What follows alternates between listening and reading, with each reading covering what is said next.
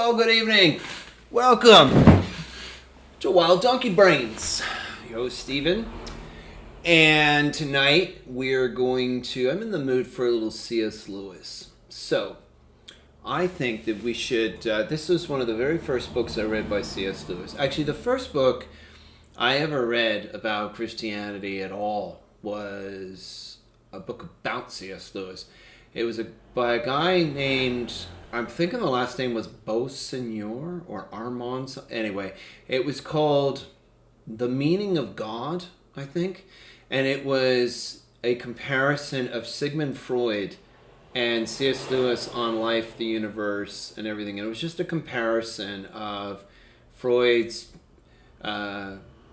Jewish atheism with, obviously not Judaic, because, he was an atheist. But, and C.S. Lewis's Christianity. And I remember finding C.S. Lewis just far more compelling. But I wasn't a Christian at this point. I don't even know what I am now.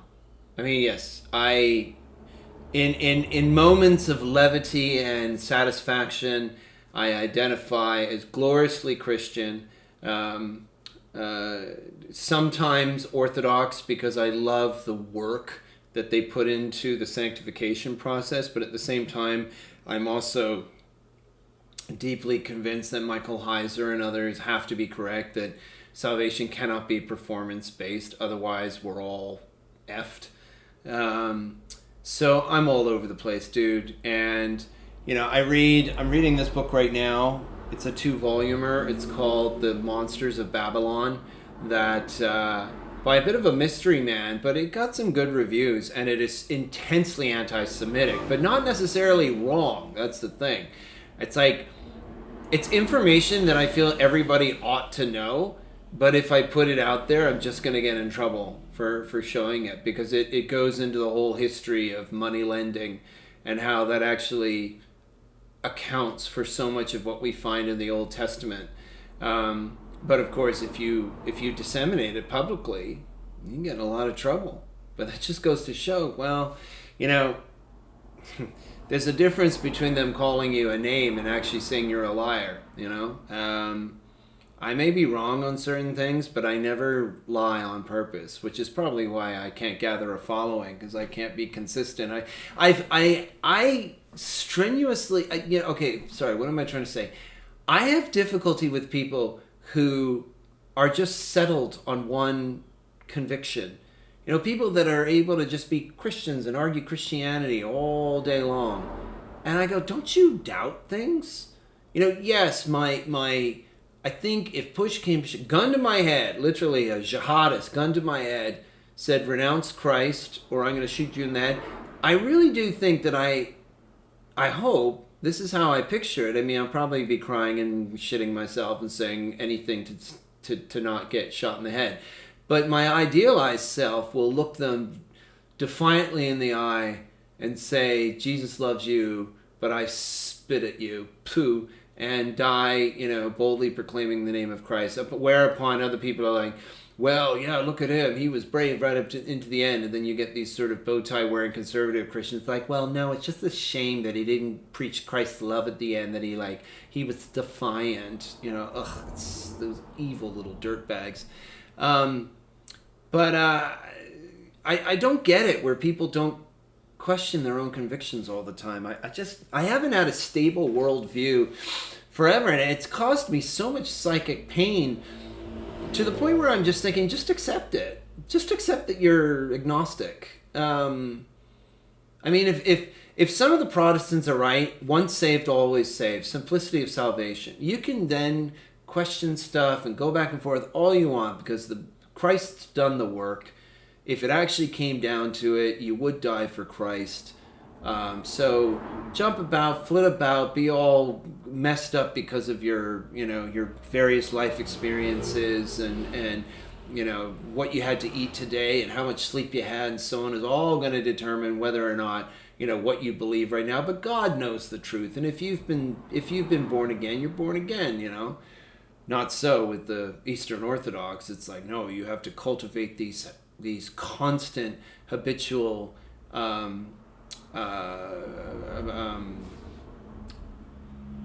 disciplines, so that you never ever doubt anything. That's just it. If you really get into it, you get in this one track mind. And if you get like a lazy brain like me that looks at different TV shows and so on, and they'll say, well, your salvation depends on you always thinking your thoughts towards God, always keeping your eyes toward heaven. If you stray, then boom, you're sent into the bowels of hell. I mean, come on. I mean, that sort of performance level, it's like, really? I hope God hasn't done that, otherwise I don't have a chance. You know, and I mean, these guys make the excuse, well, that's why they go off and become monastics. And I'm like, well, okay, so the only way to achieve your way of doing things is to completely divorce yourself from the world. But if anyone actually, you know, but reality affords us so many things to do. You would keep us in the dark ages doing nothing but living in huts, staring at Christ to avoid hell.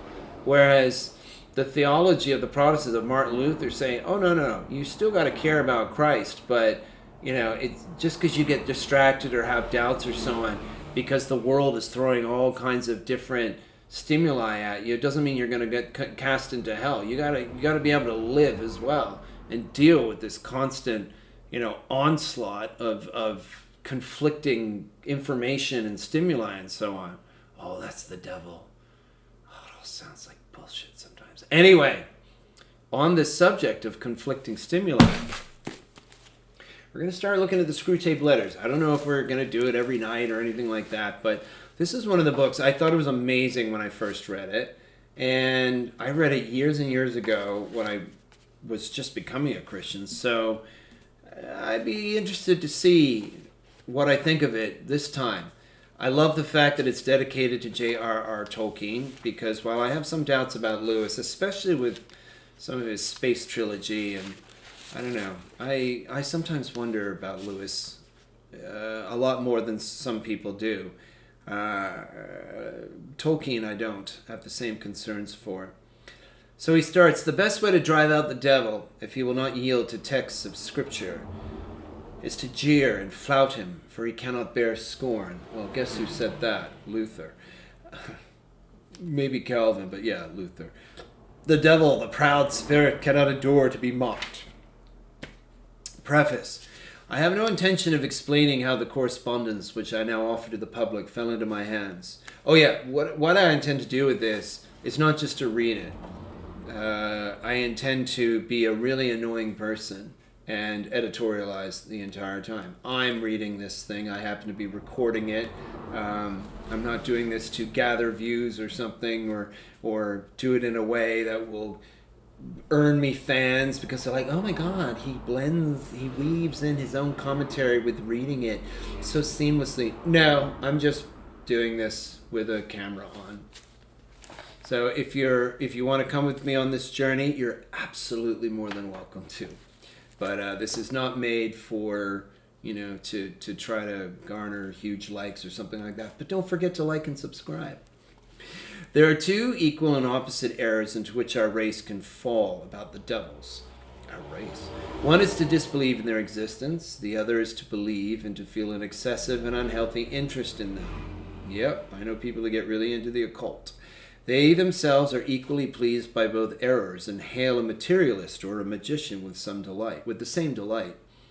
The sort of script which is used in this book can be very easily obtained by anyone who has learned the knack, but ill-disposed or excitable people who might make a bad use of it shall not learn it from me. Readers are advised to remember that the devil is a liar. Not everything that Screwtape says should be assumed to be true even from his own angle. I have made no attempt to identify any of the human beings mentioned in the letters, but I think it very unlikely that the portraits, say, of Father Spike or the patient's mother, are wholly just. There is wishful thinking in hell as well as on earth. In conclusion, I ought to add that no effort has been made to clear up the chronology of the letters. Number 17 appears to have been composed before rationing became serious. But in general, the diabolical method of dating seems to bear no relation to terrestrial time, and I have not attempted to reproduce it. The history of the European war, except insofar as it happens now and then to impinge upon the spiritual condition of one human being, was obviously of no interest to Screwtape. C.S. Lewis, Magdalen College, 5th of July, 1941. The Screwtape Letters. My dear Wormwood, I note what you say about guiding your patient's reading and taking care that he sees a good deal of his materialist friend, my friend Doug. But are you not being a trifle naive? It sounds as if you supposed that argument was the way to keep him out of the enemy's clutches. Well, just as they say that argument is not the way to get people into heaven either, as much as work as apologetics does. It's an emotional experience, really. That might have been so if he had lived a few centuries earlier. At that time, the humans still knew pretty well when a thing was proved and when it was not. And if it was proved, they really believed it. They still connected thinking with doing and were prepared to alter their way of life as the result of a chain of reasoning. But what with the weekly press and other such weapons, we have largely altered that. Your man has... Is this a Jew or a... Oh, it's a demon, sorry. Your man has been accustomed ever since he was a boy to have a dozen incompatible philosophies dancing about together inside his head. He doesn't think of doctrines as primarily true or false, but as academic or practical, outworn or contemporary, conventional or ruthless. Jargon, not argument, is your best ally in keeping him from the church. This is so true. Don't waste time trying to make him think that materialism is true. Make him think it is strong or stock, courageous, that it is the philosophy of the future. As, what's that guy? He's called the Giorgiani. He called it the philosophy of the future. Luciferianism, or no, Prometheanism he called it. That's the sort of thing he cares about. The trouble about argument is that it moves the whole struggle onto the enemy's own ground. He can argue too, whereas in really practical propaganda of the kind I am suggesting, he has been shown for centuries to be greatly the inferior of our Father below. By the very act of arguing, you awake the patient's reason, and once it is awake, who can foresee the result? If a particular train of thought can be twisted so as to end in our favor, you will find that you have been strengthening in your patient the fatal habit of attending to universal issues and withdrawing his attention from the stream of immediate sense experiences.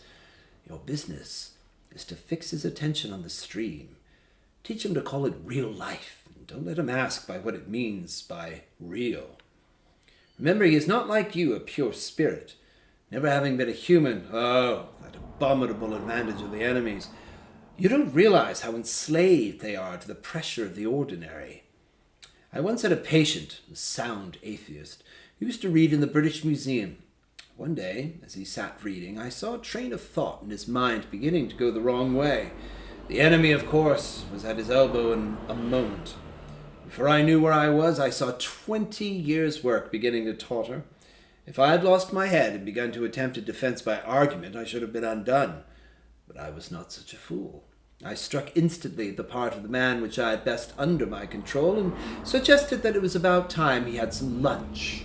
The enemy presumably made the counter-suggestion, you know how one can never quite overhear what he says to them, that this was more important than lunch. At least I think that that must have been his line, for when he said quite, in fact, much too important to tackle at the end of the morning, the patient brightened up considerably. And by the time I had added, much better come back after lunch and go into it with a fresh mind, he was already halfway to the door. Once he was in the street, the battle was won. I showed him a newsboy shouting the midday paper and a number 73 bus going past, and before he reached the bottom of the steps I had got him into an unalterable conviction that whatever odd ideas might come into a man's head when he was shut up alone with his books, a healthy dose of real life, by which he meant the bus and the newsboy, was enough to show him that all that sort of thing just couldn't be true. He knew he'd had a narrow escape, and in later years was fond of talking about that inarticulate sense for actuality, which is our ultimate safeguard against the aberrations of mere logic. He is now safe in our Father's house. You begin to see the point? Thanks to processes which we set at work in them centuries ago, they find it all but impossible to believe in the unfamiliar while the familiar is before their eyes. Keep pressing home on him the ordinariness of things. Above all, do not attempt to use science, I mean the real sciences, as a defense against Christianity. They will positively encourage him to think about realities he can't touch and see. There have been sad cases among the modern physicists. If he must dabble in science, keep him on economics and sociology. Don't let him get away from that invaluable real life. But the best of all is to let him read no science, but to give him a grand general idea that he knows it all and that everything he happens to have picked up in casual talk and reading is the results of modern investigation. Do remember you are there to fuddle him. From the way some of you young fiends talk, anyone would suppose it was our job to teach. Your affectionate uncle, Screwtape. Chapter 2. My dear Wormwood, I note with grave displeasure that your patient has become a Christian. Do not indulge the hope that you will escape the usual penalties. Indeed, in your better moments, I trust you would hardly even wish to do so. In the meantime, we must make the best of the situation. There is no need to despair. Hundreds of these adult converts have been reclaimed after a brief sojourn in the enemy's camp and are now with us. All the habits of the patient, both mental and bodily, are still in our favor. One of our great allies at present is the Church itself. Do not misunderstand me. I do not mean the Church as we see her spread out through all time and space and rooted in eternity, terrible as an army with banners. That, I confess, is a spectacle which makes our boldest tempters uneasy. But fortunately it is quite invisible to these humans. All their patient sees is the half-finished, sham Gothic erection on the new building estate. When he goes inside, he sees the local grocer, with rather an oily expression on his face, bustling up to offer him one shiny little book containing a liturgy which neither of them understands, and one shabby little book containing corrupt texts of a number of religious lyrics, mostly bad and in very small print. When he gets to his pew and looks round him, he sees just that selection of his neighbours whom he has hitherto avoided. You want to lean pretty heavily on those neighbours. Make his mind flit to and fro between an expression like the body of Christ and the actual faces in the next pew. It matters very little, of course, what kind of people that next pew really contains. You may know one of them to be a great warrior on the enemy's side. No matter. Your patient, thanks to our Father below, is a fool. Provided that any of those neighbors sing out of tune, or have boots that squeak, or double chins, or odd clothes, the patient will quite easily believe that their religion must therefore be somehow ridiculous. At his present stage, you see, he has an idea of Christians in his mind which he supposes to be spiritual, but which, in fact, is largely pictorial. His mind is full of togas and sandals and armor and bare legs, and the mere fact that the other people in church wear modern clothes is a real, though of course an unconscious, difficulty to him. Never let it come to the surface. Never let him ask what he expected them to look like. Keep them hazy in his mind now, and you will have all eternity within to amuse yourself by producing in him the peculiar kind of clarity which hell affords. Work hard, then, on the disappointment or anticlimax which is certainly coming to the patient during his first few weeks as a churchman. The enemy allows this disappointment to occur on the threshold of every human endeavor. It occurs when the boy who has been enchanted in the nursery by stories from the Odyssey buckles down to really learning Greek. It occurs when lovers have got married and begin the real task of learning to live together. In every department of life, it marks the transition from dreaming aspiration to laborious doing. The enemy takes this risk because he has a curious fantasy of making all these disgusting little human vermin into what he calls his free lovers and servants. Sons is the word he uses, with his inveterate love of degrading the whole spiritual world by unnatural liaisons with the two-legged animals. Desiring their freedom, he therefore refuses to carry them by their mere affections and habits to any of the goals which he sets before them.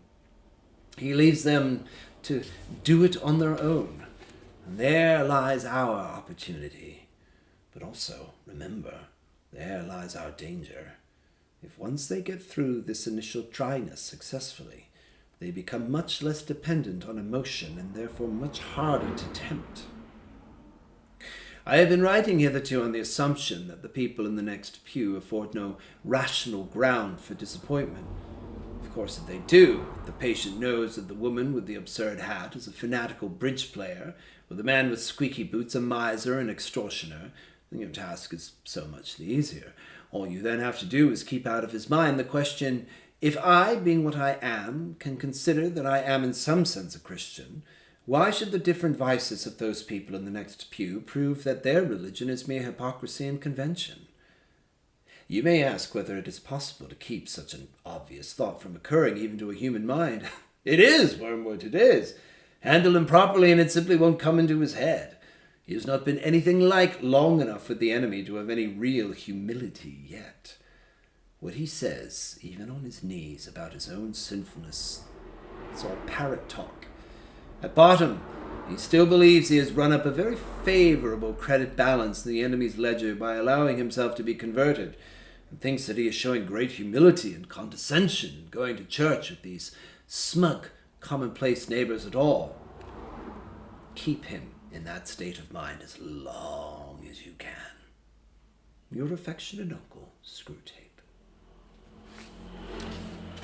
Well, that feels very cutting. I don't go to church anymore. Why? Because I've been convinced by the world that we've all become fops and unable to hit back against the world, right? Because we're all feminists now, and we're all so terribly politically imperfect that it's better to not go than to go. That is such a lie. Oh yeah, show me that church where everyone's doing well. I am falling for it. We are always losing. That's the point. Until we win. Ugh. But you know, I thought I'd move past C.S. Lewis. You read enough, you think C.S. Lewis is for the beginners. And then you go off and you fudge it all up, and then you come back, and within the first few pages of Lewis, you're like, I forgot that. If only I hadn't forgotten that, I might not have wasted so many years and opportunities.